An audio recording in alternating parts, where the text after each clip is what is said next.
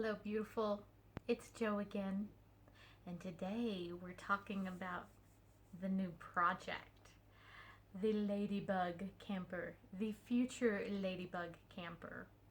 So, I just had been talking to a friend recently, like within the last week, how I'm getting rid of my bigger motorhome, and next time I get another camper, I want a really small one. She just recently got a small canned ham style that she's been and her husband have been doing a remodel on, and I'm like, it is so cute, but I want something even smaller.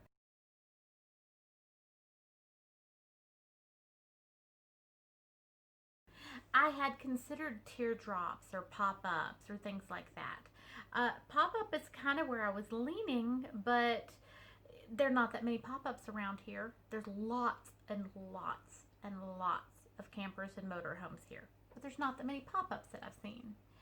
But teardrops are really interesting looking. I've always been a little bit hesitant though about the way the back opens up and the kitchen stuff is you have to go outside. What if it's inclement weather? What if it's late or early? Or what's gonna be happening with the time frames and the weather? I just don't get to go out there and get food wet. I don't. I guess the lid covers you pretty good, but I'd never seen one in person, only online, and I wasn't sure. But my local shop just brought in a little bit of something, and I was just walking Giz. I wasn't looking for anything, and I'm walking behind the shop where I always take him, and behind her car, there it is, and I'm like,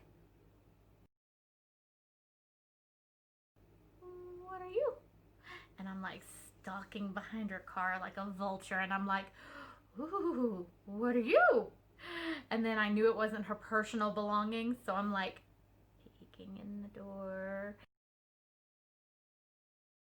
It's full of junk and stuff right now, but I'm like, ooh. And then I go in the shop and I'm like, what's going on out there?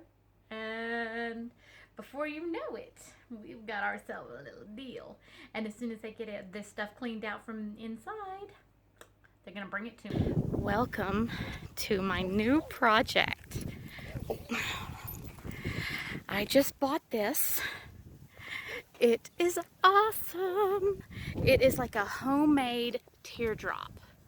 So the back flips open for a little kitchenette. It's wide enough. The bed goes long ways. It's got to be cleaned out still. They're going to bring it to my house in a couple of days once they clean it out. This is the bed frame. Goes long ways like that. And then there's enough room for your stuff and some living space. Watch out, my kids. I'm going to shut the door. And then this back flips open, and I will show you a picture of that. And it's gonna come to my house soon. So this back corner here is where I'm going to park it while I'm rebuilding her, and I might have to replace my bed or move it over for now while I do that, because there's not enough room where I've put it for it to get in and out. So I got to make some decisions about the vintage bed garden with where I want to be able to park the RV. So we'll see where that happens. Super excited. I have gone back and looked at it like 3 times now. I'm just keep poking around at it. I can't wait to see it without all that stuff inside so I can really get a look. There is some water damage. It's really, it's an interesting homemade build because it's got the metal sheeting all the way around the top through the front to the back.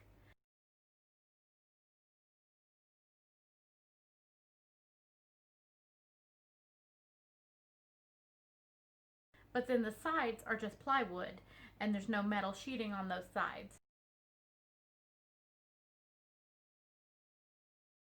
So I will probably try to figure out how to do sheeting over that myself. Um, I have considered whether I wanted to change the dimensions a little bit, maybe add a little bit more of a hump to the very top of it for 3 reasons. One, just because it'll look cute and a little more canned ham like. when I'm in it, it would give me just a touch more headroom, which would make it easier to get like dressed and stuff.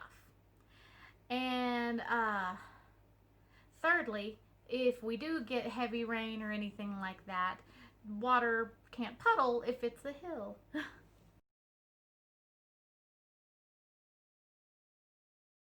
Because definitely with my other one that I'm getting rid of, I had to fight the puddling, and I worked on that roof 9 ways to Sunday figuring out the puddling situation because the water did pond on top of the RV with that kind of shape.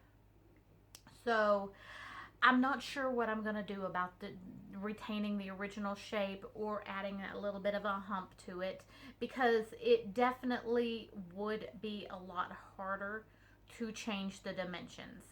Uh, the way it is essentially just eyeballing it and what I'm seeing. It is like 8 foot by 4 foot, 8 foot by 4 foot, all the way around. So the parts I would need to buy are standard plywood sizes, which everything comes in those sizes.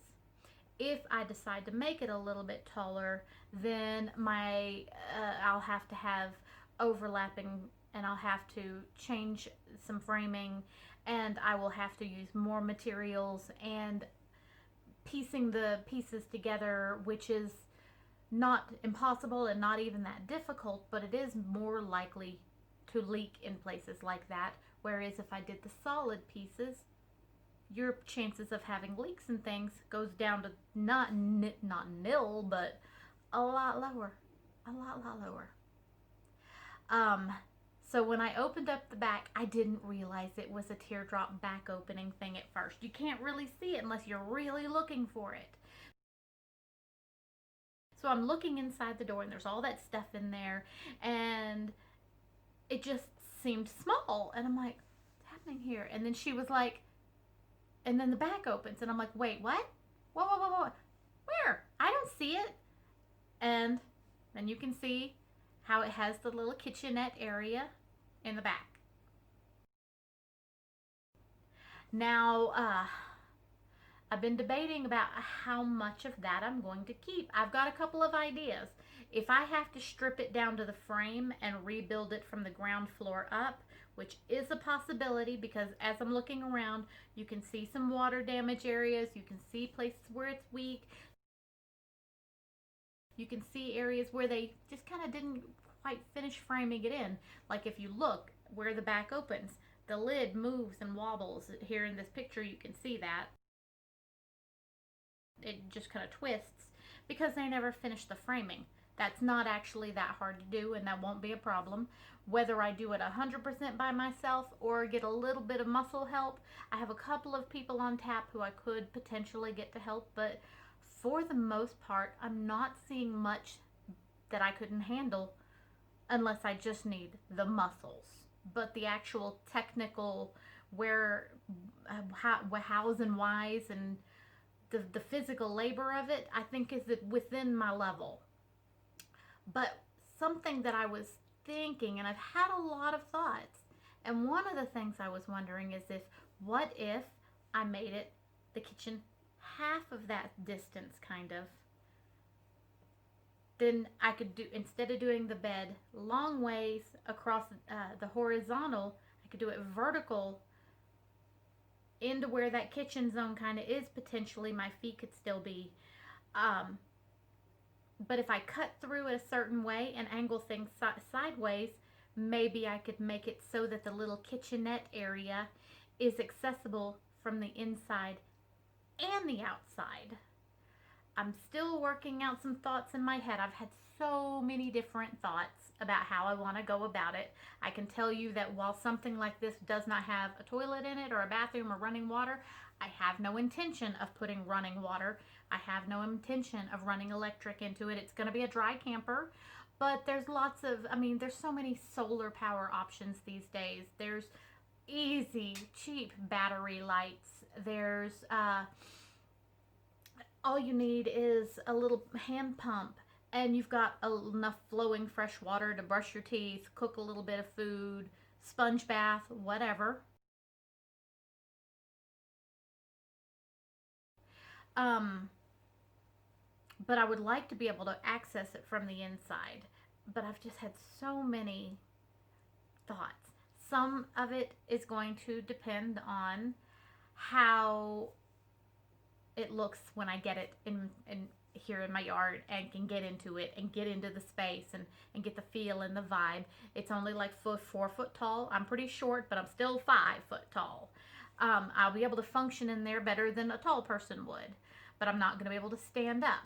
It's hard to make some of those plans until I get down to the nitty gritty and find out how bad some of the water damage and rot is, how much I have to strip it down to the bone, and how it feels in there in general without changes, because it would be functional at the floor plan it is now, but I feel like I could make it more me functional in some other ways. Okay, I think that's it for today. I look forward to giving you a better tour of it once it comes home in a couple of days. You have a beautiful day.